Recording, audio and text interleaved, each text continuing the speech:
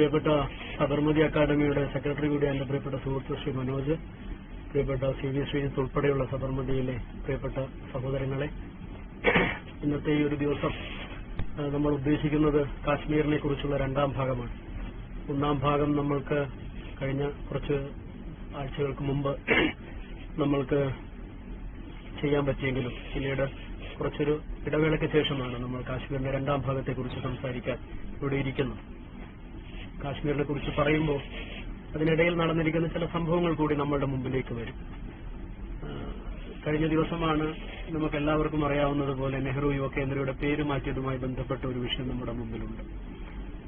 നമ്മുടെ ചരിത്രത്തെ വളരെ ബോധപൂർവം വായിക്കാനോ അല്ലെങ്കിൽ അപനിർമ്മിക്കാനോ ഒക്കെ ശ്രമങ്ങൾ നടക്കുന്ന ഒരു ഘട്ടത്തിലാണ് കഴിഞ്ഞ ദിവസം ശ്രീ രാഹുൽ ഗാന്ധിയുടെ ഒരു പ്രസംഗം കൂടി വലിയ രീതിയിൽ വൈറലായി മാറിയത്. ആ പ്രസംഗത്തിൽ അദ്ദേഹം പറഞ്ഞത് മോഡിയെ ട്രംപ് വിളിക്കുന്നു, സറണ്ടർ ചെയ്യാൻ ആവശ്യപ്പെടുന്നു, മോഡി സറണ്ടർ ചെയ്യുന്നു എന്നുള്ള അർത്ഥത്തിലാണ് രാഹുൽ ഗാന്ധി ആ പ്രസംഗം അവസാനിപ്പിക്കുന്നത്. വലിയ രീതിയിലുള്ള വിമർശനങ്ങൾക്ക് അത് പാത്രീഭവിച്ചുവെങ്കിൽ പോലും വളരെ കൃത്യമായ ചില ചോദ്യങ്ങൾ ഉയർത്തിക്കൊണ്ടാണ് അത്തരത്തിലുള്ള പ്രസംഗങ്ങൾ അദ്ദേഹം അവസാനിപ്പിക്കുന്നത്, അല്ലെങ്കിൽ ചോദ്യങ്ങൾ ചോദിച്ചുകൊണ്ടേയിരിക്കുകയോ ചെയ്യുന്നത് എന്ന് നമ്മൾ ഓർക്കണം. നെഹ്റുവിന്റെ പേര് മാറ്റി, നെഹ്റു യുവകേന്ദ്രയുടെ പേര് മാറ്റി പുതിയൊരു പേരിലേക്ക് ഗവൺമെന്റ് പോകുമ്പോൾ കാശ്മീരിന്റെ പശ്ചാത്തലത്തിൽ ഞാനത് പഠിക്കാൻ ശ്രമിക്കുമ്പോൾ മനസ്സിലായ ഒരു കാര്യം എന്ന് പറയുന്നത്, മാസങ്ങൾക്ക് മുമ്പാണ് ഒരു വാർത്ത പുറത്തേക്ക് വരുന്നത് 2025 ഫെബ്രുവരി മാസത്തിൽ. ആ വാർത്ത എന്ന് പറയുന്നത് 1965 യുദ്ധത്തിലെ വീരനായകനായ പരംവീർ ചക്ര നേടിയ ഹവിൽദാർ അബ്ദുൽ ഹമീദ് എന്ന് പറയുന്ന നമ്മുടെ ഉത്തർപ്രദേശിൽ നിന്നുള്ള നമ്മുടെ പരംവീർ ചക്ര ജേതാവാണ്. അദ്ദേഹം 1965 യുദ്ധത്തിനകത്ത് നമ്മളുടെ സേനയെ ഒരുപക്ഷെ മുന്നിൽ നിന്ന് നയിക്കാൻ സാധിച്ച ഒരാളെന്നുള്ള നിലയിൽ അദ്ദേഹം വീര ചരമം പ്രാപിച്ച ഒരാളാണ്. അദ്ദേഹം 1965 മരണപ്പെട്ടതിന് ശേഷം, രക്തസാക്ഷിത്വം വരിച്ചതിന് ശേഷം, അദ്ദേഹത്തിന്റെ നാടുൾപ്പെടുന്ന ഗാസിപൂർ എന്ന് പറയുന്ന സ്ഥലത്ത് ഉത്തർപ്രദേശിൽ അദ്ദേഹത്തിന്റെ പേരിൽ ഒരു സ്കൂൾ ഉണ്ടായിരുന്നു. അദ്ദേഹത്തിന്റെ ഓർമ്മയ്ക്ക് വേണ്ടിയാണ് ആ സ്കൂളിന് അദ്ദേഹത്തിന്റെ പേര് നൽകുന്നത്.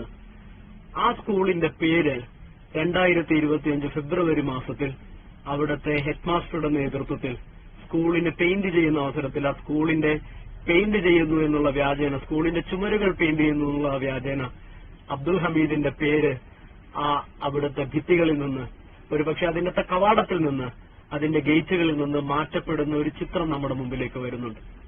1965 യുദ്ധനായകനാണ് പരംവീർ ചക്രയുടെ ജേതാവായ അബ്ദുൽ ഹമീദ് എന്ന് പറയുന്നത്.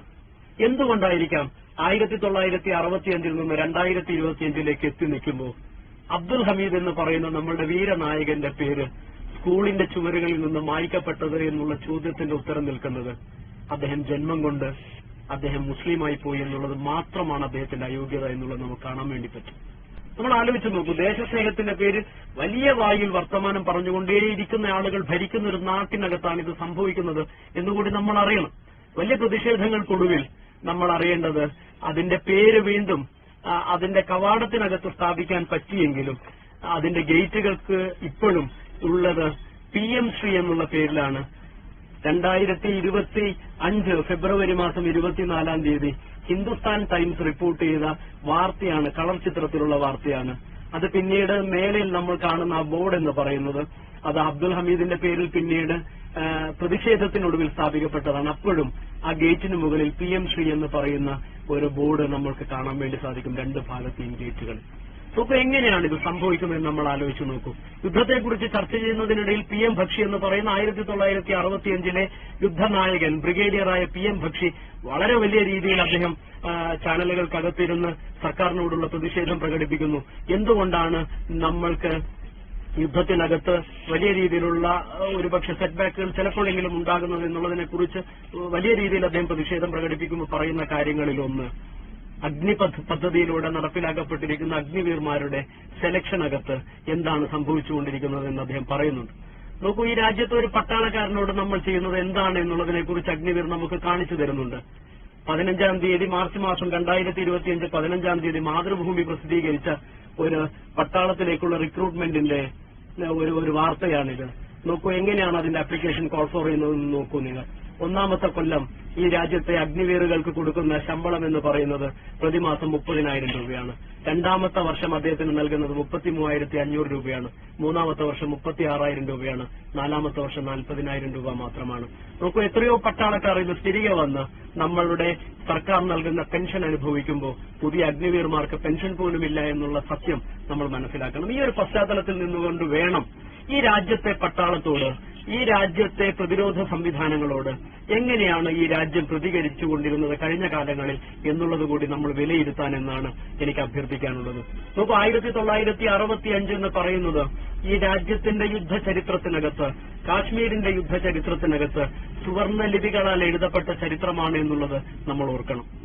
1963 ഒരുപക്ഷെ 1960കളോടുകൂടിയാണ് കാശ്മീരിനകത്ത് തീവ്രവാദത്തിനുള്ള വിത്തുകൾ പാകപ്പെടുന്നത് എന്നുള്ളതാണ് ചരിത്രം നമ്മളെ പഠിപ്പിക്കാൻ ശ്രമിക്കുന്നത്. നോക്കൂ, 1963 ശ്രീനഗറിനകത്ത് ഹസ്രത് ബാൽ എന്ന് പറയുന്ന ഒരു പള്ളിയുണ്ട്. ഇപ്പോഴുമുണ്ട് ആ പള്ളി. ആ ഹസ്രത് ബാലിനകത്ത് തിരുകേശം സൂക്ഷിച്ചിരിക്കുന്നു എന്നാണ് കരുതപ്പെടുന്നത്. അങ്ങനെ തിരുകേശം സൂക്ഷിക്കപ്പെട്ടിരിക്കുന്ന ഹസ്രത് ബാൽ പള്ളിക്കകത്ത് നിന്ന് തിരുകേശം നഷ്ടപ്പെട്ടു എന്നുള്ള ഒരു വാർത്ത പുറത്തേക്ക് വരുന്ന ഘട്ടത്തിലാണ് 1963 കാശ്മീരിനകത്ത് വലിയ രീതിയിലുള്ള കലാപങ്ങൾ ഉണ്ടാകുന്നത്.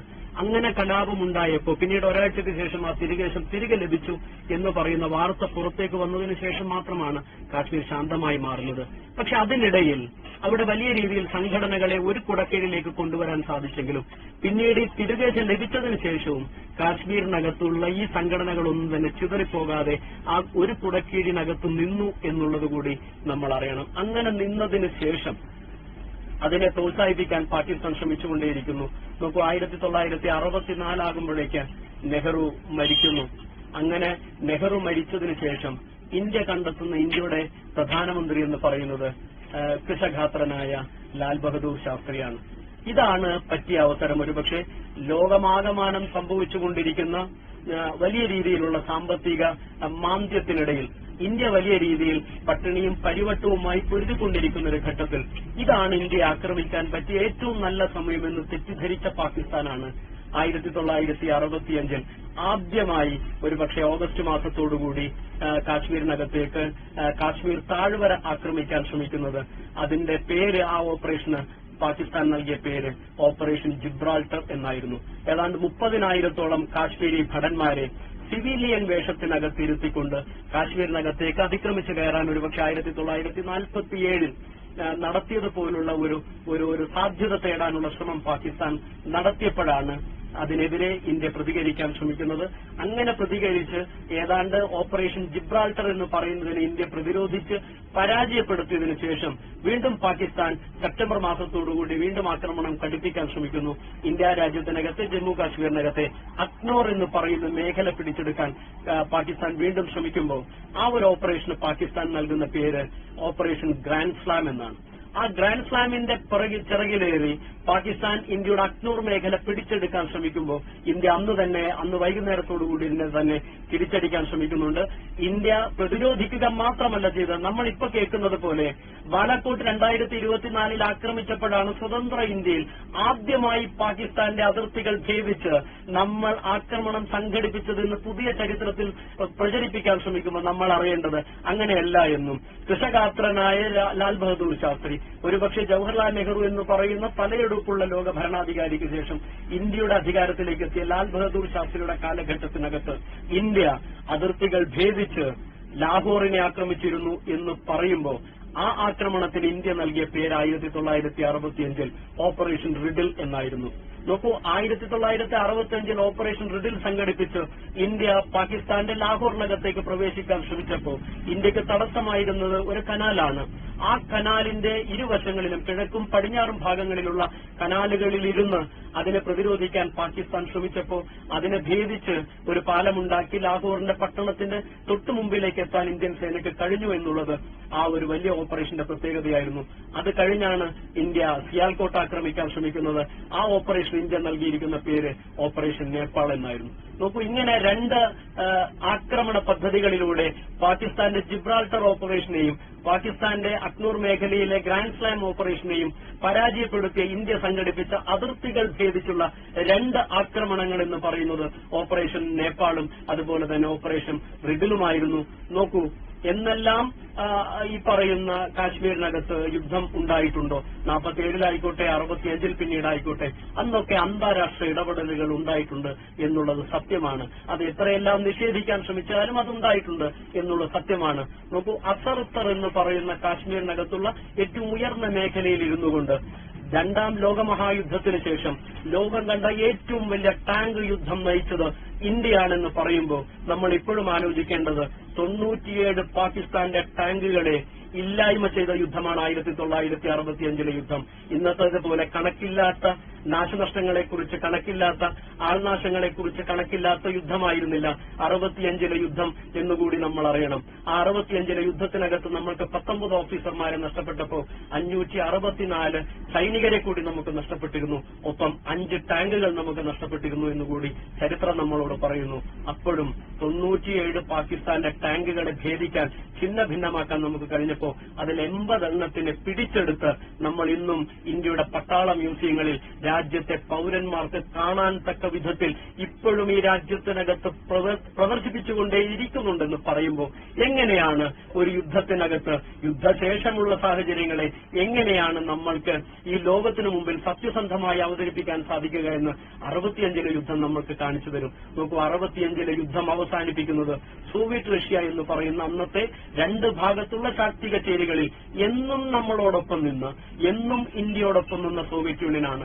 ഒരുപക്ഷെ നെഹ്റുവിനെ ഏറ്റവും അധികം വിമർശിക്കാൻ ഈ രാജ്യത്തെ വലതുപക്ഷ ശക്തികൾ ഉപയോഗിച്ചത് നെഹ്റു ഒരു സോവിയറ്റ് വാദിയായിരുന്നു എന്നാണ്. പക്ഷെ അപ്പോഴും നമ്മൾ അറിയേണ്ടത് അന്നത്തെ ലോകക്രമത്തിനകത്ത് നമ്മൾ ചേരിചേരാ നയങ്ങളെല്ലാം പറയുമ്പോഴും ഐക്യരാഷ്ട്ര രക്ഷാ സമിതിയിലെ സ്ഥിരാംഗങ്ങളിൽ ഒരാളായ സോവിയറ്റ് യൂണിയനാണ് നമ്മൾക്ക് വേണ്ടി അന്ന് ഇടപെട്ടതും ആ യുദ്ധത്തിനകത്ത് താഷ്കന്റിൽ വെച്ച് ഒരു കരാറിലേക്ക്, കരാർ എന്ന് പറയാവുമോ എന്നറിയില്ല, ഒരു സംയുക്ത പ്രസ്താവനയിലേക്ക്, ഡിക്ലറേഷനിലേക്കാണ് പോകുന്നത്. എഗ്രിമെന്റ് അല്ല. ആ ഡിക്ലറേഷൻ എന്ന് പറയുന്നത് താഷ്കന്റിൽ വെച്ച് ഇന്ത്യയുടെ പ്രധാനമന്ത്രിയായ ലാൽ ബഹദൂർ ശാസ്ത്രി, അതുപോലെ തന്നെ പാകിസ്ഥാന്റെ കൌണ്ടർ പാർട്ടും കൂടി നടത്തുന്ന ആ ഒരു പ്രഖ്യാപനം എന്ന് പറയുന്നത് നമ്മൾ ആലോചിക്കേണ്ടത്. അങ്ങനെയാണ് ഒന്നാമത്തെ 1965-ലെ യുദ്ധം അവസാനിക്കുന്നത്. ആ യുദ്ധത്തിനകത്ത് ഒരുപക്ഷെ ജയമുണ്ടായോ തോൽവിയുണ്ടായോ എന്നുള്ള ചോദ്യത്തിന്റെ ഉത്തരം ഇരുപക്ഷത്തിനും ജയമോ തോൽവിയോ അവസാന ഘട്ടത്തിൽ ഉണ്ടായില്ല എന്നുള്ളതാണ്. ആ താഷ്കന്റ് പ്രഖ്യാപനത്തിലെ 1966 ജനുവരി 10-ാം തീയതിയിലെ താഷ്കന്റ് പ്രഖ്യാപനത്തിലെ 2ാമത്തെ ക്ലോസ് എന്ന് പറയുന്നത്, the prime minister of India and the president of Pakistan have agreed that all armed personnel of the 2 countries shall be withdrawn not later than 25th February 1966 to the positions they held prior to 5 August 1965 and both sides shall observe the ceasefire terms on the ceasefire line. നോക്കൂ, വെടിനിർത്തൽ രേഖയിൽ വെടിനിർത്തൽ ഉണ്ടായിരിക്കണമെന്നും August മാസം 1965 മുമ്പുള്ള സ്ഥിതിയിലേക്ക് ഇരു രാജ്യങ്ങളും പോകണമെന്നും, അതിനർത്ഥം ഈ പറയുന്ന യുദ്ധങ്ങളിൽ ഒരുപക്ഷെ 85 സ്ക്വയർ കിലോമീറ്റർ സ്ഥലം പാകിസ്ഥാൻ നമ്മുടേത് കൈയടക്കിയെങ്കിൽ 584 സ്ക്വയർ കിലോമീറ്റർ സ്ഥലം നമ്മൾക്ക് പാകിസ്ഥാന്റേത് കീഴടക്കാൻ സാധിച്ചു. പക്ഷെ അന്നത്തെ ഒരു സീസ് ഫയർ എഗ്രിമെന്റിന്റെ ഈ ഒരു ഡിക്ലറേഷന്റെ ബലത്തിൽ പരസ്പരം അങ്ങോട്ടും ഇങ്ങോട്ടും നമ്മൾ പിടിച്ചെടുത്ത സ്ഥലങ്ങൾ അങ്ങോട്ടും ഇങ്ങോട്ടും കൈമാറിക്കൊണ്ട് ആണ് ആ യുദ്ധം അവസാനിപ്പിച്ചതെന്ന് പറയുമ്പോൾ നമ്മൾ ആലോചിക്കേണ്ടത് 1962 ചൈനയുമായി നടന്ന യുദ്ധത്തിനകത്ത് ഇന്ത്യക്ക് വലിയ രീതിയിലുള്ള ഒരു പരാജയമുണ്ടായി എങ്കിൽ ആ പരാജയത്തിന്റെ ക്ഷീണത്തിനായിരിക്കും ഇന്ത്യ തെറ്റിദ്ധരിച്ച് ഇന്ത്യയുടെ ഭാഗങ്ങളിലേക്ക് അതിക്രമിച്ചു കയറാൻ പാകിസ്ഥാൻ എന്നും താലോലിച്ച് നടന്ന ജമ്മു കാശ്മീർ എന്ന് പറയുന്ന സ്വപ്നത്തിലേക്ക് അതിനടുപ്പിച്ചു നിർത്താൻ അവർ നടത്തിയ ഒരു നീക്കത്തെ നമ്മൾ എത്ര ശക്തമായ രീതിയിലാണ് 1965 ചെറുത്തുനിന്നതെന്നും അങ്ങനെ ചെറുത്തുനിൽപ്പിലൂടെ ഒരുപക്ഷെ ആക്രമണത്തിലൂടെ നമ്മൾ എങ്ങനെയാണ് 1965 ഒരു യുദ്ധ വിജയത്തിലേക്ക് എത്തിച്ചേർന്നതെന്നും ചരിത്രം നമ്മളോട് പറയുന്നുണ്ട്. അപ്പോൾ 1971 യുദ്ധം എന്ന് പറയുന്നത് ലോകത്തിന്റെ ചരിത്രത്തിൽ തങ്കലിപികളാൽ ഇന്ത്യയുടെ ചരിത്രത്തെ അടയാളപ്പെടുത്താൻ പറ്റാവുന്ന രീതിയിലേക്ക് ഒരു കാര്യം നടക്കുന്നു എന്ന് നമ്മൾ ഓർക്കണം. 1968 പാകിസ്ഥാനകത്ത് നടക്കുന്ന വലിയ രീതിയിലുള്ള പ്രക്ഷോഭം, ഒരുപക്ഷെ ലോകത്ത് തന്നെ നടക്കുന്ന വലിയ പ്രക്ഷോഭങ്ങളുടെ ഭാഗമായി ഉണ്ടായ വിദ്യാർത്ഥി പ്രക്ഷോഭങ്ങളുടെ ഭാഗമായി പാകിസ്ഥാനകത്തും അത് ഉണ്ടാകുന്നുണ്ട്. നോക്കൂ, ഈ പറയുന്ന പാകിസ്ഥാനകത്തുള്ള ഒരു കോളേജിലെ വിദ്യാർത്ഥികൾ, അഫ്ഗാനിസ്ഥാനോട് ചേർന്ന് നിൽക്കുന്ന റാവൽപിണ്ടിയിലെ കോളേജിലെ വിദ്യാർത്ഥികൾ, അവരൊരു ഷോപ്പിംഗ് കോംപ്ലക്സിനകത്തേക്ക് പോയി സാധനങ്ങൾ വാങ്ങി അവിടെ പേയ്മെന്റ് നടത്തുന്നതിനിടയിൽ ചില ബാൻഡ് കറൻസി ഈ പറയുന്ന കൗണ്ടർഫെയ്റ്റുകൾ കൊടുക്കുന്നതിന് അടിസ്ഥാനത്തിൽ കള്ളനോട്ടുകൾ കൊടുക്കുമ്പോൾ നോക്കൂ, അവിടെ പോലീസ് അവർക്കെതിരെ കേസ് ചാർജ് ചെയ്യുന്നു. അങ്ങനെ കേസ് ചാർജ് ചെയ്ത് പിന്നീട് അവരുമായി നടന്ന ഒരു ഏറ്റുമുട്ടൽ, പോലീസും വിദ്യാർത്ഥികളും തമ്മിലുണ്ടായ ഒരു ഏറ്റുമുട്ടൽ പിന്നീട് വലിയ രീതിയിൽ പാകിസ്ഥാനകത്ത് വിദ്യാർത്ഥി പ്രക്ഷോഭങ്ങളിലേക്ക് എത്തുന്ന ഒരു കാഴ്ച നമ്മൾ കാണുന്നു ചരിത്രത്തിനകത്ത്. അത് കിഴക്കൻ പാകിസ്ഥാനിലോട്ടും ഇന്ന് നമ്മൾ പറയുന്ന ബംഗ്ലാദേശിനകത്തോട്ടും വ്യാപിക്കുന്നു എന്നുള്ളത് നമ്മൾ ഓർക്കണം. അങ്ങനെ പാകിസ്ഥാനകത്ത് ഉയർന്നു വരുന്ന പുതിയ തരത്തിലുള്ള വിദ്യാർത്ഥി പ്രക്ഷോഭങ്ങളുടെ നായകരായി രണ്ടുപേർ മാറുന്നു. രണ്ടുപേരും വിദ്യാർത്ഥികളല്ല എങ്കിൽ പോലും. ഒരാൾ പടിഞ്ഞാറൻ പാകിസ്ഥാനകത്ത് സുൽഫിക്കർ അലി ഭൂട്ടോയാണെങ്കിൽ മറുഭാഗത്ത് കിഴക്കൻ പാകിസ്ഥാനകത്ത് മുജീബ് റഹ്മാനാണ് ഈ ഒരു വലിയ രീതിയിലുള്ള പ്രക്ഷോഭങ്ങളുടെ നായകനായി വരുന്നതെന്ന് പറയുമ്പോൾ പാകിസ്ഥാൻ അപ്പോൾ ഭരിച്ചുകൊണ്ടിരിക്കുന്നത് പട്ടാളമാണെന്ന് നമ്മൾ ഓർക്കണം. ജനറൽ അയൂബ് ഖാനാണ് അന്ന് പാകിസ്ഥാൻ ഭരണാധികാരിയായിരിക്കുന്നത്. ആ പാകിസ്ഥാൻ ഭരണാധികാരിയായിരിക്കുന്ന അയൂബ് ഖാൻ തന്റെ ഇംഗിതങ്ങൾ നടപ്പിലാക്കാൻ പറ്റിയ രീതിയിലേക്ക് കാര്യങ്ങൾ കൊണ്ടുപോകാൻ ശ്രമിക്കുമ്പോൾ പാകിസ്ഥാനകത്ത് വിദ്യാർത്ഥി പ്രക്ഷോഭങ്ങളിലൂടെ ആദ്യം ഉയർത്തിവിട്ട മുദ്രാവാക്യങ്ങൾ മാറി പിന്നീട് അയൂബ് ഖാന്റെ രാജിയിൽ കുറഞ്ഞ യാതൊന്നുകൊണ്ടും തങ്ങൾക്ക് തൃപ്തിയാവില്ല എന്ന് വന്നപ്പോ അയൂബ് ഖാനാണ് പിന്നീട് അന്നത്തെ പട്ടാള ജനറലായിരുന്ന യാഹ്യ ഖാനിലേക്ക് തന്റെ അധികാരം കൈമാറുന്നത്. പിന്നീട് യാഹ്യ ഖാൻ അധികാരത്തിൽ വന്നപ്പോൾ നമ്മൾ ഓർക്കേണ്ടത് 1947 ഓഗസ്റ്റ് മാസം 14 അർദ്ധരാത്രിയിൽ നമ്മൾ രണ്ട് രാജ്യങ്ങളായി മാറിയപ്പോൾ 3 വർഷത്തിനുള്ളിൽ നമ്മൾ 1950 ജനുവരി 26 ഒരു ഭരണഘടന ഉണ്ടാക്കി ഈ രാജ്യത്തിന് അതിന്റെ ഒരു റിപ്പബ്ലിക്കായി, സമ്പൂർണ്ണ റിപ്പബ്ലിക്കായി മാറാൻ സാധിച്ചുവെങ്കിൽ പാകിസ്ഥാനിൽ ഒരു ഭരണഘടന ഉണ്ടാകുന്നത് 1973 ഓഗസ്റ്റ് മാസം 14 മാത്രമായിരുന്നു. സ്വാതന്ത്ര്യം നേടി ഏതാണ്ട് 30 വർഷത്തിനപ്പുറത്തായിരുന്നു എന്ന് പറയുമ്പോൾ എങ്ങനെയാണ് ഇന്ത്യയും പാകിസ്ഥാനും തമ്മിൽ വ്യത്യാസപ്പെട്ടിരിക്കുന്നത് എന്നുകൂടി നമ്മൾ അറിയും. അങ്ങനെ യാഹ്യ ഖാനിലേക്ക് അധികാരം കൈമാറിയപ്പോൾ യാഹ്യ ഖാനാണ് പറയുന്നത് 1970 ഒക്ടോബർ മാസം 5 പാകിസ്ഥാനകത്ത് തെരഞ്ഞെടുപ്പ് നടക്കുമെന്നും അങ്ങനെ തെരഞ്ഞെടുപ്പ് നടന്നു കഴിഞ്ഞാൽ 120 ദിവസത്തിനുള്ളിൽ ഭരണഘടന ഉണ്ടാക്കുമെന്നും പറഞ്ഞ് ആണ് യാഹ്യ ഖാൻ ആ ഒരു പ്രഖ്യാപനം നടത്തുന്നത്. നോക്കൂ, പാകിസ്ഥാനകത്ത് തെരഞ്ഞെടുപ്പ് നടന്നപ്പോൾ പടിഞ്ഞാറൻ പാകിസ്ഥാനകത്ത് ജയിച്ചു വരുന്നത് അവിടുത്തെ PPP, പാകിസ്ഥാൻ പീപ്പിൾസ് പാർട്ടി എന്ന് പറയുന്ന PPP ആണ്. അവിടെ 138 സീറ്റുകളിൽ അവർക്ക് ലഭിക്കുന്നത് 81 സീറ്റുകളാണ്.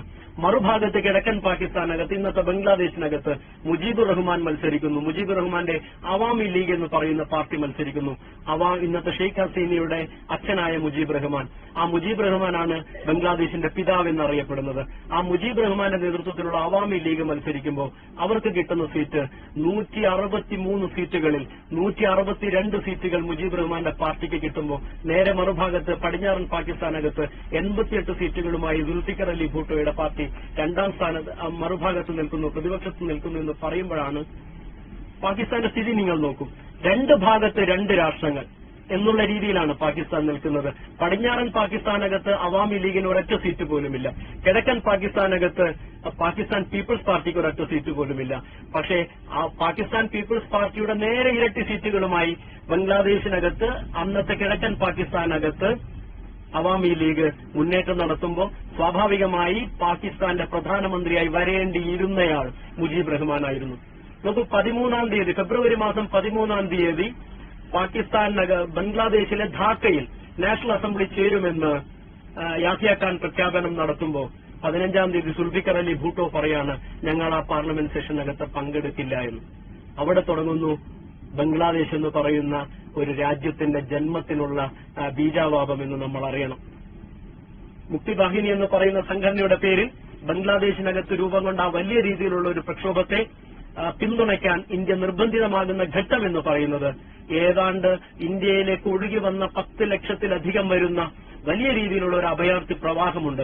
ആ അഭയാർത്ഥി പ്രവാഹത്തിന് മുമ്പിൽ രാജ്യത്തിന് പിടിച്ചു നിൽക്കാൻ പറ്റാത്തൊരു സ്ഥിതിവിശേഷം വന്നപ്പോഴാണ് ഇന്ത്യ ഇടപെടാൻ വേണ്ടി ശ്രമിക്കുന്നത്.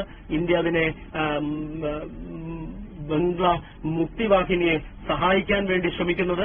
ആ ഒരു വലിയ പോരാട്ടത്തിനകത്ത് ആ ഒരു പിന്തുണ നൽകിയപ്പോൾ നമ്മൾ ഓർക്കേണ്ടത് ഡിസംബർ മാസം 1971 ഇന്ത്യയുടെ 3 എയർഫീൽഡുകൾ ആക്രമിക്കാൻ പാകിസ്ഥാൻ തയ്യാറാകുന്നു പടിഞ്ഞാറൻ ഭാഗത്ത്. അവിടെ നിന്നാണ് ഇന്ത്യ ആ യുദ്ധത്തിലേക്ക് എടുത്തു ചാടുന്നത് എന്നുകൂടി നമ്മൾ അറിയണം. അതേ ദിവസം തന്നെ എങ്ങനെയാണ് ഒരുപക്ഷെ ട്രംപ് മോദിയെ വിളിച്ചു എന്ന് പറയുമ്പോൾ വലിയ അത്ഭുതങ്ങൾക്കൊന്നും ഒരുപക്ഷെ ചരിത്രം മനസ്സിലാക്കുന്ന പഠിക്കാൻ ശ്രമിക്കുന്ന ആളുകൾക്ക് തോന്നില്ല. കാരണം എന്നും അമേരിക്ക കാശ്മീരിന്റെ കാര്യത്തിൽ അന്താരാഷ്ട്ര തലത്തിൽ പാകിസ്ഥാനോട് ഇന്ത്യയോട് ഇടപെട്ടുകൊണ്ടേയിരുന്ന രാഷ്ട്രമാണ് എന്ന് ചരിത്രം നമ്മളോട് പറയുന്നുണ്ട്. അപ്പോൾ 1971 യുദ്ധം നടക്കുമ്പോഴും അമേരിക്ക ഇടപെട്ടിരുന്നു എന്ന് നമ്മൾ അറിയണം. 6-ാം തീയതി ഇന്ത്യ ഔപചാരികമായി ബംഗ്ലാദേശ് സർക്കാരിനെ അംഗീകരിക്കുന്നുണ്ട്. മുജീബുർ റഹ്മാനാണ് പാകിസ്ഥാനകത്ത് അധികാരത്തിൽ വന്നതെന്നും ബംഗ്ലാദേശ് ഭരിക്കാൻ യോഗ്യതയുള്ളയാൾ മുജീബുർ റഹ്മാനാണെന്നും അദ്ദേഹത്തിന്റെ സർക്കാരിനെ ഞങ്ങൾ അംഗീകരിക്കുന്നു എന്നും പറഞ്ഞ് 1971 ഇന്ത്യ 6-ാം തീയതി ഡിസംബർ മാസം 6-ാം തീയതി പ്രഖ്യാപനം നടത്തുന്നുണ്ട്. നോക്കൂ, അങ്ങനെ പ്രഖ്യാപനം നടത്തിയപ്പോ ആ ഒരു യുദ്ധത്തിനകത്ത് ഇന്ത്യൻ പട്ടാളം ബംഗ്ലാദേശിലെ പോരാളികളെ സഹായിച്ചുകൊണ്ടേയിരിക്കുന്ന ഘട്ടത്തിലാണ് അമേരിക്ക ഐക്യരാഷ്ട്രസഭയുടെ സെക്യൂരിറ്റി കൌൺസിലിനകത്ത് സുരക്ഷാ സമിതിക്കകത്ത് ഒരു പ്രമേയം കൊണ്ടുവരുന്നത്. അടിയന്തരമായി ഇന്ത്യ ബംഗ്ലാദേശിൽ നിന്ന് പിന്മാറണമെന്ന് പറയുന്ന പ്രമേയം സെക്യൂരിറ്റി കൌൺസിലിനകത്ത് കൊണ്ടുവരുന്നത്. നോക്കൂ, അങ്ങനെ ഒരു പ്രമേയം കൊണ്ടുവന്നപ്പോ അതിനെ വീറ്റോ ചെയ്യുന്നത് ഞങ്ങൾക്ക് വേണ്ടി, ഇന്ത്യ രാജ്യത്തിന് വേണ്ടി സെക്യൂരിറ്റി കൌൺസിലിനകത്ത് സോവിയറ്റ് റഷ്യയാണെന്നുള്ള നന്ദി നമ്മൾക്കുണ്ട്. നമ്മളോട് പറയുന്നത്, ഇപ്പോഴും പറയുന്നത്, അന്ന് സോവിയറ്റ് യൂണിയൻ സഹായിച്ചതുകൊണ്ടല്ലേ ഇന്നിര യുദ്ധം ജയിച്ചതെന്ന് പറഞ്ഞ് നമ്മളോട് പറയാൻ ശ്രമിക്കുമ്പോൾ നമ്മൾ ഓർക്കേണ്ടത്, സോവിയറ്റ് യൂണിയന്റെ പടക്കപ്പലുകളല്ല ഇന്ത്യയുടെ യുദ്ധത്തെ നയിച്ചത്, സോവിയറ്റ് യൂണിയന്റെ പട്ടാളക്കാരല്ല ഇന്ത്യയുടെ യുദ്ധം നയിച്ചത്. പക്ഷെ അന്താരാഷ്ട്ര രംഗത്ത്, നയതന്ത്ര രംഗത്ത് ഇന്ത്യ സോവിയറ്റ് യൂണിയന്റെ സഹായം തേടിയിരുന്നു. ആ സഹായം കൈയഴിച്ച് അന്നത്തെ സോവിയറ്റ് യൂണിയനും അന്നത്തെ പോളണ്ടും ഞങ്ങൾക്ക് നൽകിയിരുന്നു എന്നുള്ളത് സത്യമാണ്. നോക്കൂ, ഈ ഐക്യരാഷ്ട്രസഭയുടെ സെക്യൂരിറ്റി കൌൺസിലിനകത്ത് അന്ന് അമേരിക്ക അവതരിപ്പിച്ച പ്രമേയത്തിനെതിരെ വോട്ട് ചെയ്ത 2 ആളുകൾ എന്ന് പറയുന്നത്, 2 രാഷ്ട്രങ്ങൾ എന്ന് പറയുന്നത്, ഒന്ന് സോവിയറ്റ് റഷ്യ ആണെങ്കിൽ മറ്റൊന്ന് പോളണ്ടാണ്. അതേ പ്രമേയം മറ്റൊരു രീതിയിൽ അവതരിപ്പിക്കുന്നത് സോവിയറ്റ് റഷ്യയാണ്.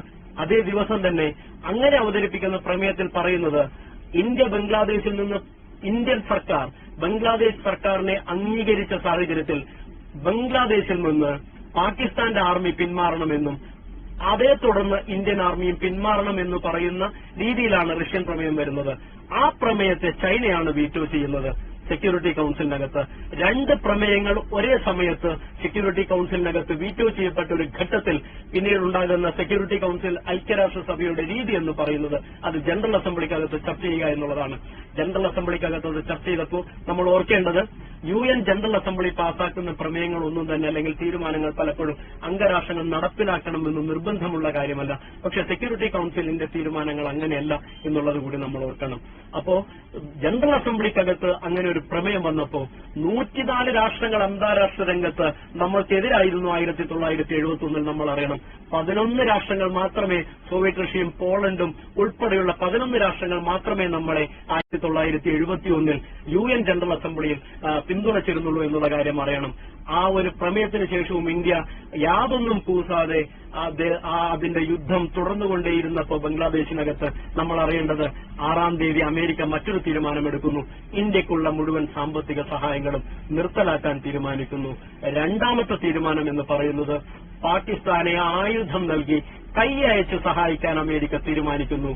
3ാമത്തെ തീരുമാനം എന്ന് പറയുന്നത്, ചൈനയെ പ്രശ്നത്തിനകത്തേക്ക് ഇടപെടിപ്പിക്കാനുള്ള അമേരിക്കൻ ശ്രമമാണ്. നോക്കൂ, അന്താരാഷ്ട്ര രംഗത്തിനകത്ത് സോവിയറ്റ് റഷ്യയും ചൈനയും കമ്മ്യൂണിസ്റ്റ് രാജ്യങ്ങളായിരുന്നെങ്കിൽ പോലും 2 പേരും ഇരുചേരിയിലാണ് നിലയുറപ്പിച്ചിരുന്നത് എന്ന് നമ്മൾ അറിയണം. ഒരുപക്ഷെ ജമ്മു കാശ്മീരിന്റെ പ്രത്യേകതകൾ കണക്കിലെടുത്തു കഴിഞ്ഞാൽ ചൈനയ്ക്ക് ആ രംഗത്ത് വലിയ രീതിയിലുള്ള താൽപര്യങ്ങളുണ്ടായിരുന്നു, സോവിയറ്റ് റഷ്യക്ക് വലിയ രീതിയിലുള്ള താൽപര്യങ്ങൾ ഉണ്ടായിരുന്നു. അപ്പോൾ സോവിയറ്റ് യൂണിയൻ ഇന്ത്യയെ സഹായിക്കുന്ന ഒരു ഘട്ടത്തിൽ ചൈനയെ ഉപയോഗിച്ച് ഇന്ത്യയെ അടിക്കാമെന്ന് അമേരിക്ക കരുതിയിടത്താണ് ചൈനയെ ഇടപെടിപ്പിക്കാൻ ശ്രമിക്കുന്നത് എന്നുകൂടി നമ്മൾ അറിയണം. ഇറാനെ സമീപിക്കുന്നു അമേരിക്ക. പാകിസ്ഥാനുള്ള ആയുധങ്ങൾ സപ്ലൈ ചെയ്യാൻ, നേരിട്ട് അമേരിക്കയ്ക്ക് പാകിസ്ഥാനിലേക്ക് ആയുധങ്ങൾ എത്തിക്കാനുള്ള പ്രയാസമുള്ളതുകൊണ്ട് ഇറാൻ വഴി ഒരുപക്ഷെ ഇറാനിൽ നിന്ന് ആയുധങ്ങൾ പാകിസ്ഥാനിലേക്ക് എത്തിക്കാനുള്ള ഒരു ശ്രമം നടത്തുമ്പോൾ ഇറാനിലെ ഷാരാജാവ് അതിന് തയ്യാറാകുന്നില്ല. മറുഭാഗത്ത് ചൈനയെ ഇടപെടിപ്പിക്കാൻ ശ്രമിക്കുമ്പോൾ നമ്മൾ ആലോചിക്കേണ്ടത്, ചൈനയോട് അമേരിക്ക പറയുന്നത്, നോക്കൂ, നിങ്ങളുടെ ഒരു ഭാഗത്ത് മറ്റൊരു ഭൂട്ടാനെ സൃഷ്ടിക്കാൻ ഇന്ത്യ ശ്രമിക്കുന്നു, മറുഭാഗത്ത് ഒരു നേപ്പാളിനെ സൃഷ്ടിക്കാൻ ശ്രമിക്കുന്നു. രണ്ടും ഇന്ത്യ കൈവശപ്പെടുത്താൻ വേണ്ടി പോകുന്നു. ബംഗ്ലാദേശ് ഭൂട്ടാനായി കരുതുന്നുവെങ്കിൽ പാകിസ്ഥാനെ നേപ്പാളായിട്ടാണ് കരുതേണ്ടത് എന്ന് പറഞ്ഞ്, അതായത് നിങ്ങളുടെ രണ്ടു ഭാഗത്തും നിങ്ങൾക്ക് ശത്രു രാജ്യങ്ങൾ ഉണ്ടാകാൻ വേണ്ടി പോകുന്നു, പടിഞ്ഞാറും കിഴക്കും എന്നുള്ള രീതിയിൽ ചൈനയെ പറഞ്ഞ് ഭീഷണിപ്പെടുത്താൻ ശ്രമിക്കുന്നുണ്ടെങ്കിലും അത്ഭുതകരമെന്ന് പറയട്ടെ, 1971 യുദ്ധം ഇന്ത്യ ജയിക്കുന്നതിനിടയാക്കിയ ഏറ്റവും സുപ്രധാനമായ തീരുമാനങ്ങളിൽ ഒന്നെന്ന് പറയുന്നത് ഒരുപക്ഷെ ചൈന എടുത്ത തീരുമാനമാണ്. അന്നത്തെ ചൈനയിലെ ഐക്യരാഷ്ട്രസഭയിലെ പ്രതിനിധിയായിരുന്ന ഹുവാങ്ഹു എന്ന് പറയുന്നയാൾ, അദ്ദേഹം പുറപ്പെടുവിക്കുന്ന ഒരു പ്രസ്താവനയുണ്ട്. ആ പ്രസ്താവനയ്ക്കകത്ത് അമേരിക്ക നൽകിയ നിർദ്ദേശത്തെ അല്ലെങ്കിൽ അമേരിക്കയുടെ അഭ്യർത്ഥനയെ തള്ളിക്കളഞ്ഞുകൊണ്ട് ഇന്ത്യ ബംഗ്ലാദേശിൽ നിന്ന് പിന്മാറണമെന്ന് ചൈന ആവശ്യപ്പെടുന്നില്ല. പകരം ഐക്യരാഷ്ട്രസഭയുടെ സെക്യൂരിറ്റി കൌൺസിലിനകത്ത് വീണ്ടും വിഷയം ചർച്ച ചെയ്യണമെന്നുള്ള ഒരു നിർദ്ദേശമാണ് ചൈന മുന്നോട്ട് വെക്കുന്നതെന്ന് വന്നപ്പോൾ അമേരിക്കയുടെ സ്വപ്നങ്ങൾ തകരുകയാണ് എന്ന് നമ്മൾ അറിയണം. പക്ഷെ എന്നിട്ട് പോലും ഇന്ത്യ അതിനെ കൂസാതെ മുന്നേറുമ്പോൾ നമ്മൾ ആലോചിക്കേണ്ടത്, ഡിസംബർ മാസം 14, 15, 16 തീയതികളിൽ 1971 യുദ്ധം വളരെ നിർണായകമായ യുദ്ധമാണ്. നോക്കൂ, ഡിസംബർ മാസം 14 തീയതി വലിയ രീതിയിലുള്ള അന്താരാഷ്ട്ര സമ്മർദ്ദം ഇന്ത്യക്ക് മേൽ മുറുകി വരുമ്പോഴും എങ്ങനെയാണ് ഇന്ത്യ പ്രതിരോധിച്ചു നിന്നത് എന്നുള്ളത് നമ്മളെ വലിയ രീതിയിൽ ആവേശഭരിതരാക്കും 1971 യുദ്ധചരിത്രം പഠിക്കുമ്പോൾ എന്ന് നമ്മൾ അറിയണം. എല്ലാ ഭാഗത്തു നിന്നും നമ്മളുടെ സുഹൃത്തായി നിൽക്കുന്ന പോളണ്ട്, നമ്മളുടെ സുഹൃത്തായി നിൽക്കുന്ന സോവിയറ്റ് യൂണിയൻ നമ്മളുടെ മേലെ അറിയാതെയെങ്കിലും സമ്മർദ്ദം ചെലുത്തിക്കൊണ്ടേയിരിക്കുമ്പോൾ ഒരു വെടിനിർത്തലിന് വേണ്ടിയുള്ള സമ്മർദ്ദം ചെലുത്തുന്നുണ്ടായിരുന്നു. മറുഭാഗത്ത് അമേരിക്ക 7th ഫ്ലീറ്റിനെ അയച്ച്, ഒരുപക്ഷെ മുങ്ങിക്കപ്പലിനെ അയച്ചുകൊണ്ട് ഇന്ത്യയുടെ മേലെ ബംഗാൾ ഉൾക്കടലിലേക്ക് അയച്ചുകൊണ്ട് ഇന്ത്യയുടെ മേലെ ഒരു സൈനിക സമ്മർദ്ദം ശക്തമാക്കാൻ ശ്രമിക്കുമ്പോഴും അതിനെയെല്ലാം എങ്ങനെയാണ് ഇന്ത്യ വളരെ വിജയകരമായി പ്രതിരോധിച്ചു നിന്നത് എന്ന് 1971 യുദ്ധം നമ്മൾക്ക് കാണിച്ചു തരും. നോക്കൂ, 1971 14 തീയതി അന്താരാഷ്ട്ര രംഗത്ത് വലിയ രീതിയിൽ ഈ പറയുന്ന സമ്മർദ്ദം മുറുകിക്കൊണ്ടിരിക്കുമ്പോൾ ഇന്ദിരാഗാന്ധിയുടെ സെക്രട്ടറിയായ PN ഹക്സർ ഒരു നോട്ട് നൽകുന്നുണ്ട് മന്ത്രിസഭയിലെ രാഷ്ട്രീയകാര്യ സമിതിക്ക് ചർച്ച ചെയ്യാൻ. ആ നോട്ടിനകത്ത് പറയുന്നത്, സമാധാനപരമായ അധികാര കൈമാറ്റം ബംഗ്ലാദേശിൽ ഉണ്ടാവണം. രണ്ടാമത്, അവിടെ നിന്ന് അങ്ങനെ ഒരു അധികാര കൈമാറ്റം ഉണ്ടായിക്കഴിഞ്ഞാൽ 72 മണിക്കൂർ നേരത്തേക്ക് വെടിനിർത്തൽ ഉണ്ടാവും.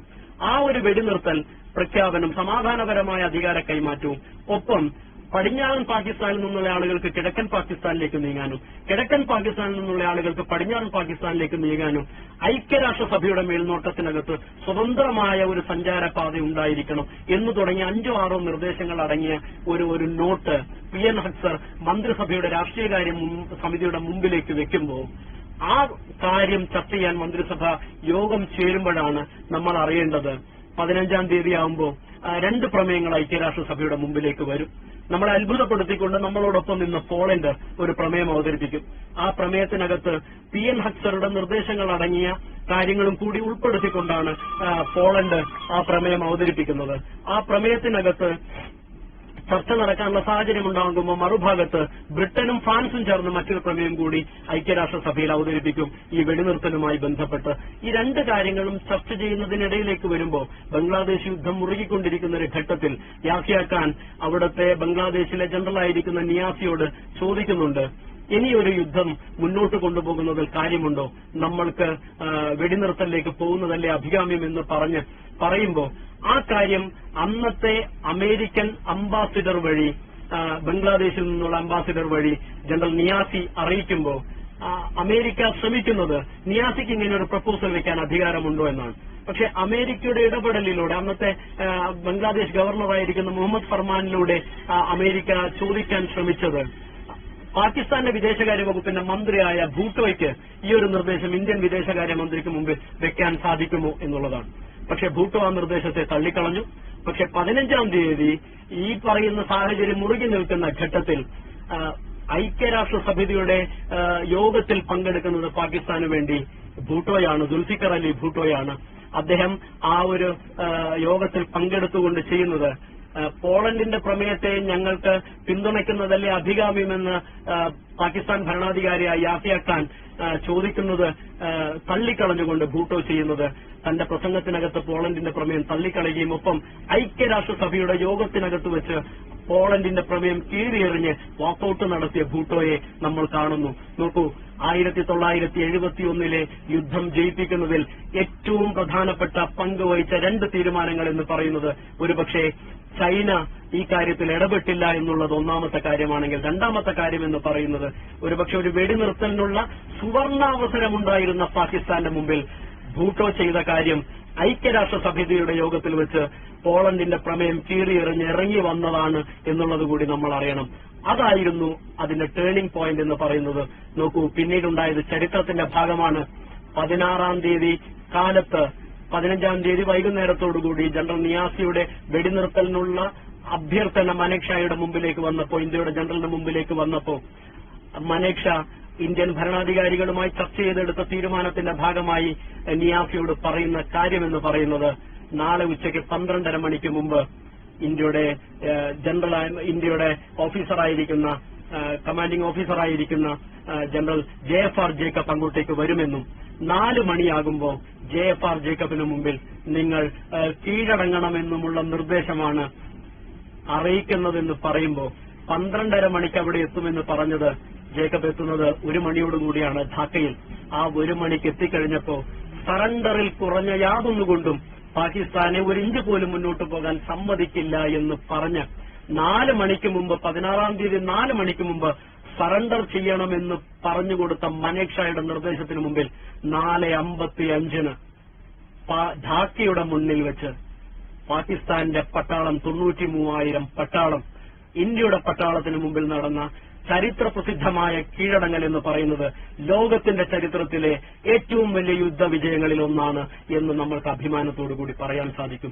1971 നോക്കൂ, ആ ഒരു കരാർ എന്ന് പറയുന്നത് നമ്മൾ ആലോചിച്ച് നോക്കൂ. ആ ഒരു കരാർ എന്ന് പറയുന്നത് വളരെ ചുരുങ്ങിയ വാക്കുകളിൽ ഒരുപക്ഷെ എത്ര ശക്തിമത്തായ വാക്കുകൾ ഉപയോഗിച്ചാണ് ആ കരാർ ഡ്രാഫ്റ്റ് ചെയ്യപ്പെട്ടതെന്ന് ആ കരാറിന്റെ വാചകങ്ങൾ നമ്മളോട് പറയും.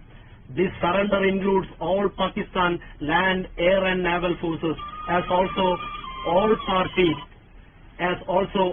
paramilitary forces and civil armed forces. These forces will lay down their arms and surrender at the places where they are currently located to the nearest regular troops under the command of Lieutenant General Jagjit Singh Arora. Jagjit Singh Arorയ്ക്ക് മുമ്പിൽ പാകിസ്ഥാന്റെ കര, നാവിക, വ്യോമസേനകളിലെ മുഴുവൻ ഭടന്മാരും കീഴടങ്ങുന്നു എന്ന് പറഞ്ഞ് 1971 December മാസം 16-ാം തീയതി ധാക്കയുടെ മണ്ണിൽ വെച്ച് ഒപ്പുവെച്ച ഈ ഒരു കരാറിനകത്ത് ജഗ്ജീത് സിംഗ് അറോറയും അതുപോലെ തന്നെ അന്നത്തെ പാകിസ്ഥാന്റെ ജനറലായിരിക്കുന്ന നിയാസിയും ചേർന്ന് ഒപ്പിട്ടതാണിത് എന്ന് പറയുമ്പോൾ എത്ര മഹത്തായ യുദ്ധവിജയമാണ് 1971 നമ്മൾ നേടിയതെന്ന് നോക്കൂ. അങ്ങനെ ഒരു യുദ്ധവിജയം ഒരുപക്ഷെ ഇന്ത്യയുടെ സ്വാതന്ത്ര്യാനന്തര ചരിത്രത്തിനകത്ത് ഇന്നുവരെ നമ്മൾക്കുണ്ടായിട്ടില്ല എന്നുള്ളത് കൂടി നമ്മൾ അറിയണം. ഇതിന്റെ ബാക്കിപത്രമാണ് 1976 ഉണ്ടായിരിക്കുന്ന സിംല കരാർ എന്ന് പറയുന്നത്. നമ്മുടെ രാജ്യത്തിന്റെ മണ്ണിൽ വെച്ച് എഴുതി ഒപ്പുവെച്ച സിംല കരാറിന്റെ ഏറ്റവും വലിയ പ്രത്യേകത എന്ന് പറയുന്നത് 1972 ജൂലൈ മാസം 2-ാം തീയതി ഹിമാചൽ പ്രദേശിലെ ഷിംലയിൽ വെച്ച് ശ്രീമതി ഗാന്ധിയും അതുപോലെ തന്നെ അന്നത്തെ പാകിസ്ഥാന്റെ ഭരണാധികാരിയായിരിക്കുന്ന പ്രധാനമന്ത്രിയായിരിക്കുന്ന സുൽഫിക്കർ അലി ഭൂട്ടോയും ചേർന്ന് എടുത്ത തീരുമാനമാണ്.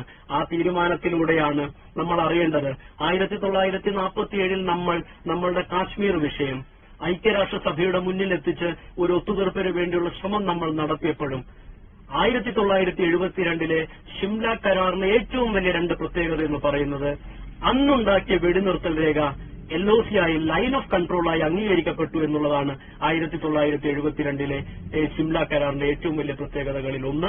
രണ്ടാമത്തതെന്ന് പറയുന്നത് 2 രാജ്യങ്ങളും ചേർന്നായിരിക്കും ഇനി മുതൽ കാശ്മീർ വിഷയം ചർച്ച ചെയ്ത് തീരുമാനമെടുക്കാൻ പോകുന്നത്. മൂന്നാമതൊരു ശക്തി ഇക്കാര്യത്തിൽ ഇടപെടേണ്ടതില്ല എന്നുള്ള തീരുമാനം അതിന്റെ 2ാമത്തെ ക്ലോസ് പറയുന്നു. That the 2 countries are resolved to settle their differences by peaceful means through bilateral negotiations or by any other peaceful means mutually agreed upon between them. നോക്കൂ, രണ്ട് രാജ്യങ്ങൾ ചേർന്നായിരിക്കും ഇനി മുതൽ കാശ്മീർ വിഷയത്തിലുള്ള ഡിസ്പ്യൂട്ടുകൾ സംസാരിക്കുക എന്ന് പറയുമ്പോൾ മൂന്നാമതൊരു കക്ഷിയുടെ ഇടപെടൽ അതിനകത്തുണ്ടാവില്ല എന്ന് ഉറപ്പിക്കുന്നതോടുകൂടി ഐക്യരാഷ്ട്രസഭയ്ക്ക് ഇനി കാശ്മീരിന്റെ വിഷയത്തിൽ ഇന്ത്യയോടോ പാകിസ്ഥാനോടോ ഇടപെടാനോ സംസാരിക്കാനോ അധികാരമില്ലെന്ന് നമ്മൾ രണ്ടുപേരും ചേർന്ന് തീരുമാനിച്ചു എന്നുള്ളിടത്താണ് അതിന്റെ കാര്യം നിൽക്കുന്നത്. ഇത് 1971 സ്ഥിതിവിശേഷമാണെങ്കിൽ നോക്കൂ, 1999 കാർഗിലിൽ പോരാട്ടം നടക്കുന്നത്. ആ കാർഗിലിൽ പോരാട്ടം നടക്കുന്നതിന് മുമ്പ് നമ്മൾ വലിയൊരു നയതന്ത്ര നീക്കം നടത്തി. ഇന്ത്യയുടെ പ്രധാനമന്ത്രിയായ വാജ്പേയി ലാഹോറിലേക്ക് പോകുന്നുണ്ട് ബസ് യാത്ര നടത്തിയിട്ട്. ഫെബ്രുവരി മാസം 1999 ഫെബ്രുവരിയിലാണ് വാജ്പേയി ലാഹോറിലേക്ക് പോകുന്നത്. വാജ്പേയിയുടെ ആ ചാര നിറത്തിലുള്ള ബസ്സിനെ സ്വീകരിക്കാൻ അന്നവിടെ നവാസ് ഷെരീഫ് എന്ന് പറയുന്ന പ്രധാനമന്ത്രി കാത്തു നിന്നിരുന്നു ലാഹോറിൽ. ആ ഒരു പ്രധാനമന്ത്രി കാത്തുനിന്ന ലാഹോറിനകത്ത് വാജ്പേയി ചെന്ന് സംസാരിച്ച് ഇനി മുതൽ ഞങ്ങൾക്ക് സുഹൃത്തുക്കളായി മുന്നോട്ട് പോകാം എന്നൊക്കെ പറഞ്ഞു പോകുമ്പോഴും നമ്മൾ ഓർക്കേണ്ടത് ഫെബ്രുവരി മാസം കഴിഞ്ഞ് മാർച്ച് ഏപ്രിൽ കഴിയുമ്പോൾ മെയ് മാസത്തിൽ പാകിസ്ഥാന്റെ ഭാഗത്തു നിന്നുണ്ടാകുന്ന നീക്കം എന്ന് പറയുന്നത് നമ്മളുടെ കാർഗിലിനകത്തേക്ക് അതിക്രമിച്ചു കയറി നമ്മളെ ആക്രമിക്കുക എന്നുള്ളതായിരുന്നു.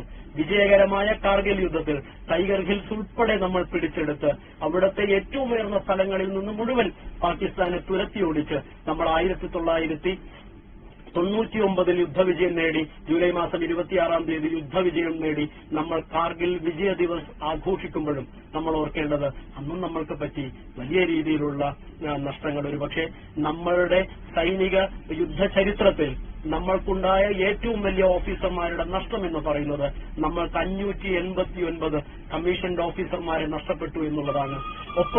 അതിനോടൊപ്പം തന്നെ നമ്മൾക്ക് ആയിരക്കണക്കിന് നമ്മളുടെ പട്ടാളക്കാരെയും നമ്മൾക്ക് നഷ്ടപ്പെട്ടു എന്നുള്ളതാണ് എന്നുകൂടി നമ്മൾ അറിയണം. എന്നിട്ടും നമ്മൾ കാർഗിലിനകത്ത് വലിയ രീതിയിലുള്ള യുദ്ധവിജയം നേടി എന്നുള്ളത് നമുക്ക് അഭിമാനാർഹമായ നേട്ടമാണ്. പക്ഷെ അപ്പോഴും നമ്മൾ അറിയേണ്ടത് 1999 മെയ് മാസത്തിൽ നടന്ന ആ ഒരു യുദ്ധം ജൂലൈ മാസത്തോടുകൂടി അവസാനിച്ചു കഴിഞ്ഞതിന് ശേഷം വാജ്പേയിക്ക് ഒരുപാട് സമയമൊന്നും ഉണ്ടായിരുന്നില്ല. 1999 ഒക്ടോബർ മാസമാകുമ്പോൾ നവാസ് ഷെരീഫിന് പാകിസ്ഥാനകത്തുള്ള ഭരണം നഷ്ടപ്പെടുന്നുണ്ട്. അങ്ങനെ നഷ്ടപ്പെട്ട പാകിസ്ഥാനകത്തേക്ക് 2000 ജനറൽ പർവേസ് മുഷറഫിന്റെ പാകിസ്ഥാനകത്തേക്ക് ബിൽ ക്ലിന്റൺ എന്ന് പറയുന്ന അമേരിക്കയുടെ പ്രസിഡന്റ് യാത്ര ചെയ്യുന്നത്. അവിടെ ബിൽ ക്ലിന്റൺ ജനറൽ മുഷറഫുമായി സംസാരിച്ചതിന് ശേഷം നേരെ വരുന്നത് ഇന്ത്യയിലേക്കാണ്. അവിടെ നടന്ന സംസാരത്തിനൊടുവിൽ ബിൽ ക്ലിന്റന്റെ സംസാരത്തിനൊടുവിലാണ് നമ്മൾ അറിയേണ്ടത് 1999 നമ്മൾ കാർഗിലിൽ നമ്മളെ ആക്രമിച്ച് 2 വർഷം കഴിയുന്നതിന് മുമ്പ് നമ്മുടെ 589 കമ്മീഷൻഡ് ഓഫീസർമാരുടെ രക്തക്കറമായുന്നതിന് മുമ്പ് നമ്മളുടെ ആയിരക്കണക്കിന് പട്ടാളക്കാരുടെ ജീവശ്വാസം നിലച്ചിട്ട് അതിന്റെ ഒരു തീവ്രതമായുന്നതിന് മുമ്പ് 2001 2 വർഷത്തിനകത്തേക്ക് ജനറൽ മുഷറഫിനെ ഇന്ത്യയിലേക്ക് നമ്മൾ ക്ഷണിക്കുന്നത് എന്നുകൂടി നമ്മൾ അറിയണം. അങ്ങനെ ശ്രമിച്ചു കഴിഞ്ഞപ്പോ 2001 മുഷറഫ് ഇന്ത്യയിലേക്ക് വരുന്നു. ആ മുഷറഫ് ഇന്ത്യയിലേക്ക് വന്നപ്പോഴാണ് നമ്മൾ ഓർക്കേണ്ടത് പുതിയ തരത്തിലുള്ള ഒരു നയതന്ത്രം ഇന്ത്യക്കകത്ത് നടക്കുന്നത്. ഒരുപക്ഷെ നയതന്ത്ര രംഗത്ത് ട്രാക്ക് ടു ഡിപ്ലോമസി എന്ന് പറയുന്ന രീതിയിലേക്ക് ഒരു കാര്യം നടക്കുകയാണ്. ആ കാര്യം എന്ന് പറയുന്നത് അദ്ദേഹത്തിന്റെ മുഷറഫിന്റെ സഹോദരനായ ഡോക്ടർ നസ്രീൻ മുഷറഫ് എന്ന് പറയുന്ന അങ്ങനെ എന്തോ ആണ് പേര് അദ്ദേഹത്തിന്റെ. അദ്ദേഹവും അതുപോലെ തന്നെ ഇന്ത്യയുടെ മന്ത്രിയായ വാജ്പേയി മന്ത്രിസഭയിലെ മന്ത്രിയായ പ്രമോദ് മഹാജനും അതുപോലെ തന്നെ വാജ്പേയിയുടെ പുത്രിയുടെ ഭർത്താവായ ഭട്ടചാരിയും ചേർന്നാണ് ആ ട്രാക്ക് ടു നെഗോസിയേഷൻസ് നടത്തുന്നത്. ആ നെഗോസിയേഷൻസിന്റെ ഒടുവിൽ വന്ന നിർദ്ദേശങ്ങളിൽ ഒന്നെന്ന് പറയുന്നത് കാശ്മീരിനെ ഒരു ഡിസ്പ്യൂട്ടഡ് ആയി അംഗീകരിക്കുന്ന രീതിയിലേക്കുള്ള നിർദ്ദേശം വന്നപ്പോൾ നമ്മൾ ആലോചിക്കേണ്ടത് അതുവരെ നമ്മൾ കൊണ്ടു നടന്നതിൽ നിന്നുള്ള ഏറ്റവും വലിയൊരു വ്യത്യാസമായിരുന്നു അത്. കാരണം അതുവരെ നമ്മൾ എടുത്ത സ്റ്റാൻഡ് കാശ്മീർ ഒരു ഡിസ്പ്യൂട്ടഡ് ആയ ഒരു സംഗതിയല്ല എന്നുള്ളതായിരുന്നു എന്ന് നമ്മൾ അറിയണം. കാശ്മീർ ഒരു ഡിസ്പ്യൂട്ടഡ് സംഗതിയല്ല എന്നും കാശ്മീർ ഇന്ത്യയുടെ അവിഭാജ്യ ഘടകമാണെന്നും കാശ്മീർ ഒരു തക്ക പ്രദേശമല്ല എന്നും കാശ്മീരിനകത്തേക്ക് പാകിസ്ഥാനാണ് അതിക്രമിച്ച് കയറിയതെന്നുള്ള നിലപാടായിരുന്നു ഇന്ത്യ സ്വീകരിച്ചതെങ്കിൽ 2001 അതിൽ നിന്ന് വലിയൊരു മാറ്റം ഉണ്ടാകുന്നു. അത് വാജ്പേയിയുടെ കാലഘട്ടത്തിലാണ്. അത് അമേരിക്കൻ ഇടപെടലിനൊടുവിലാണ്, ബിൽ ക്ലിന്റന്റെ ഇടപെടലിനൊടുവിലാണ് എന്ന് നമ്മൾ അറിയണം. ഇപ്പോഴും നമ്മൾ അറിയേണ്ടത്, ട്രംപ് വിളിച്ച് മോഡിയോട് പറയുന്നു നമ്മൾക്ക് കച്ചവടം ചെയ്യാം, യുദ്ധമല്ല പ്രധാനമെന്ന് പറയുമ്പോൾ 2001 ബിൽ ക്ലിന്റൺ ഇന്ത്യ സന്ദർശിച്ചപ്പോൾ വാജ്പേയിയെ കൂടാതെ ബിൽ ക്ലിന്റനോടൊപ്പം ഇരുന്ന് ചർച്ച നടത്തിയ ആളുകളിൽ ഒരാളുടെ പേര് ധീരുഭായ് അംബാനി എന്ന് പറയുന്ന കച്ചവടക്കാരൻ കൂടിയായിരുന്നു ഇന്ത്യയിൽ എന്ന് പറയുമ്പോൾ അമേരിക്കയ്ക്ക് എന്നും ഇന്ത്യ രാജ്യത്തിനകത്ത് ബിസിനസ് താല്പര്യങ്ങൾ ഉണ്ടായിരുന്നു. അമേരിക്ക എന്നും കാശ്മീർ വിഷയത്തിനകത്ത് ഇന്ത്യയെ പേടിപ്പിച്ചു നിർത്താൻ ശ്രമിച്ചിരുന്നു. പക്ഷെ കോൺഗ്രസിന്റെ ഭരണാധികാരികൾ, അത് 65 ശാസ്ത്രിജി ആയാലും 47 നെഹ്റുജി ആയാലും 71 ശ്രീമതി ഗാന്ധി ആയാലും അമേരിക്കയുടെ സമ്മർദ്ദത്തിന് മുന്നിൽ വഴങ്ങാതെ ഇന്ത്യയുടെ നയതന്ത്ര രംഗത്ത് പിടിച്ചു നിൽക്കാൻ സാധിച്ചു. ഇന്ത്യയുടെ യുദ്ധരംഗത്ത് നമ്മളെ മുന്നോട്ട് കൊണ്ടുപോകാൻ സാധിച്ചു എന്നുള്ളിടത്താണ് അതിന്റെ പ്രത്യേകത നിൽക്കുന്നത് എന്നുകൂടി നമ്മൾ അറിയണം. ഓർത്തു നോക്കൂ, ഇങ്ങനെയുള്ള ഒരു രാജ്യത്തിനകത്തിരുന്നാണ് നമ്മൾ കാശ്മീരിനെ കുറിച്ച് സംസാരിക്കുന്നത്. ഒരുപക്ഷെ കാശ്മീരിന്റെ ചരിത്രത്തിനകത്ത് ഇന്ത്യ നേടിയ മഹാവിജയങ്ങളുടെ കൂട്ടത്തിൽ എണ്ണിവെക്കാവുന്ന ഒരു മഹായുദ്ധ വിജയം എന്ന് പറയുന്നത് 65-ലും 71-ലും നേടിയ യുദ്ധമാണ്. പക്ഷെ ഇന്നത്തെ ഒരു യുദ്ധം അവസാനിക്കുമ്പോൾ ഇന്ന് പലരും പ്രചരിപ്പിക്കാൻ ശ്രമിക്കുന്നത് പോലെ ആദ്യമായല്ല ഇന്ത്യ അതിർത്തി ഭേദിച്ച് ഒരാക്രമണം ബാലാക്കോട്ടിനകത്ത് സാധിച്ചത് എന്നുള്ളതാണ്. അതിനു മുമ്പും നമ്മളത് ചെയ്തിട്ടുണ്ട് എന്നുള്ളതാണ്. അങ്ങനെയാണ് ലാഹോറും സിയാൽകോട്ടും പിടിച്ചെടുക്കാൻ നമ്മൾ ശ്രമിച്ചത് എന്നാണ്. പക്ഷെ അപ്പോഴും നമ്മൾ അറിയേണ്ടത്, നമ്മൾ അന്താരാഷ്ട്ര രംഗത്തെ നമ്മളുടെ ബാധ്യതകളെ നമ്മൾ മാനിച്ചിരുന്നു, അന്താരാഷ്ട്ര രംഗത്തെ നമ്മളുടെ കമ്മിറ്റ്മെന്റുകളെ നമ്മൾ മാനിച്ചിരുന്നു എന്നുള്ളിടത്താണ്. അതുകൊണ്ടാണ് നമ്മൾ പിടിച്ചെടുത്ത സ്ഥലങ്ങൾ പോലും പിന്നീട് മാന്യമായി വിട്ടു നൽകാനുള്ള മനസ്സ് കാണിച്ചത് എന്നുള്ളിടത്താണ്. അതൊരു പരാജയമായിരുന്നില്ല എന്നുള്ളത് നമ്മൾ ഓർക്കണം. കാരണം നമ്മൾ ഒരിക്കലും ഒരു കയ്യേറ്റക്കാരാവാൻ, ലോകത്തിന് മുമ്പിൽ അങ്ങനെ ഒരു ചിത്രം ഉണ്ടാക്കാൻ നമ്മളുടെ ഭരണാധികാരികൾ ഒരിക്കലും ശ്രമിച്ചിരുന്നില്ല എന്നുള്ളിടത്താണ് അതിന്റെ പ്രത്യേകത നിൽക്കുന്നത്. 71 നിരന്തര സമ്മർദ്ദം ഉണ്ടായപ്പോഴും നമ്മൾ പറഞ്ഞുകൊണ്ടേയിരുന്ന കാര്യവും അത് തന്നെയാണ്. പക്ഷെ ഇന്ന് പുൽവാമ നടക്കുമ്പോൾ, ഇന്ന് പഹൽഗാം നടക്കുമ്പോൾ നമ്മൾ ഓർക്കേണ്ടത് എന്തുകൊണ്ടാണ് ചോദ്യങ്ങൾ ചോദിക്കുമ്പോൾ രാജ്യദ്രോഹികളായി ചിത്രീകരിക്കപ്പെടുന്നത് എന്നുള്ളിടത്താണ്. ചോദ്യങ്ങൾ ചോദിക്കുന്നിടത്ത് നമ്മളിപ്പോ പോലും അനിൽ ചൌഹാൻ എന്ന് പറയുന്ന നമ്മളുടെ ചീഫ് ഡിഫൻസ് സ്റ്റാഫ് വിദേശത്തിരുന്നാണ് പറഞ്ഞത്. എയർക്രാഫ്റ്റ് എന്ന് പറയുന്ന വാക്കിന്റെ ഏറ്റവും വലിയ പ്രത്യേകത, എയർക്രാഫ്റ്റ് എന്ന് പറയുന്ന വാക്കിന് സിംഗുലറും പ്ലൂരലുമായി ഒരൊറ്റ പദം മാത്രമേ ഉള്ളൂ. ഒന്നിലധികം എയർക്രാഫ്റ്റുകൾക്ക് എയർക്രാഫ്റ്റസ് എന്ന് പറയാറില്ല, എയർക്രാഫ്റ്റ് എന്നേ പറയാറുള്ളൂ. നോക്കൂ, അനിൽ ചൌഹാൻ വിദേശത്ത് വെച്ച് നടത്തിയ അഭിമുഖത്തിനകത്ത് അദ്ദേഹത്തോട് ചോദിക്കുന്ന ചോദ്യമുണ്ട്, അങ്ങയുടെ രാജ്യത്തിന് എയർക്രാഫ്റ്റുകൾ നഷ്ടപ്പെട്ടിട്ടുണ്ടോ എന്ന് ചോദിക്കുന്ന ചോദ്യത്തിന് അദ്ദേഹം പറയുന്ന മറുപടി എയർക്രാഫ്റ്റ് വാസ് എന്നല്ല പറയുന്നത്, എയർക്രാഫ്റ്റ് വെയർ എന്നാണ് പറയുന്നത്. അതിനർത്ഥം ഒന്നിലധികം എയർക്രാഫ്റ്റുകൾ എന്നാണ്. എയർക്രാഫ്റ്റുകൾ പോയാലും അത് ഈ രാജ്യത്തിന്റെ അഭിമാനത്തിന് ക്ഷതമുണ്ട് എന്നല്ല അതിനർത്ഥം.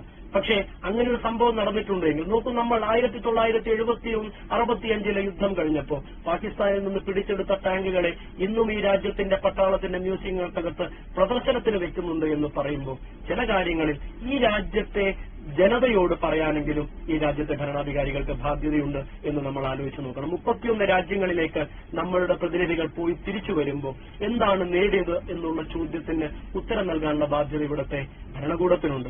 നോക്കൂ, 2 സർവകക്ഷി സമ്മേളനങ്ങൾ വിളിച്ചുകൂട്ടിയപ്പോഴും അതിനകത്തേക്ക് പങ്കെടുക്കാൻ ഈ രാജ്യത്തിന്റെ പ്രധാനമന്ത്രി ഉണ്ടായിരുന്നില്ല എന്ന് വരുമ്പോൾ ഈ രാജ്യത്തിന്റെ പാർലമെന്റ് വിളിച്ചുകൂട്ടി എന്താണ് സംഭവിച്ചത് എന്ന് പറയാതിരിക്കുമ്പോൾ നോക്കൂ, 71 യുദ്ധത്തിന്റെ വിജയവാർത്ത ഇന്ദിരാഗാന്ധി ആദ്യം അനൗൺസ് ചെയ്യുന്നത് ഈ രാജ്യത്തിന്റെ പാർലമെന്റിനകത്താണ് എന്ന് നമ്മൾ അറിയണം. മനക്ഷ എന്ന് പറയുന്ന ഇന്ത്യയുടെ പട്ടാള മേധാവി വിളിച്ച് ഇന്ദിരയോട് പാകിസ്ഥാൻ സറണ്ടർ ചെയ്തിരിക്കുന്നു എന്ന് പറഞ്ഞപ്പോൾ അത് ആദ്യമായി ഇന്ദിര ഈ രാജ്യത്തോട് അറിയിക്കുന്നത് പാർലമെന്റിലൂടെയാണെന്ന് പറയുമ്പോൾ നമ്മൾ ആലോചിച്ച് നോക്കൂ, എങ്ങനെയാണ് ഒരു ഭരണാധികാരി ഈ രാജ്യത്തിന്റെ ജനതയോട് പെരുമാറേണ്ടതെന്ന് 1971 ഇന്ദിര നമ്മളെ കാണിച്ചു തരും. നോക്കൂ, ഇന്ന് മെയ് 10-ാം തീയതി പാകിസ്ഥാന്റെ പട്ടാളം വിജയ് ദിവസമായി ആഘോഷിക്കാൻ തീരുമാനിക്കുന്നു എന്നുള്ള വാർത്തകൾ പുറത്തേക്ക് വരുമ്പോൾ അത് പാകിസ്ഥാന്റെ ഒരു നാടകമാണെന്ന് നമുക്ക് പറയാമെങ്കിൽ കൂടി അതിനകത്ത് എന്താണ് പാകിസ്ഥാൻ ഉദ്ദേശിക്കുന്നത് എന്നുകൂടി നമ്മൾ ആലോചിച്ച് നോക്കണം. കാർഗിൽ നമ്മളുടെ യുദ്ധവിജയ ദിവസമാണ് ജൂലൈ 26 എന്ന് പറയുന്നത്.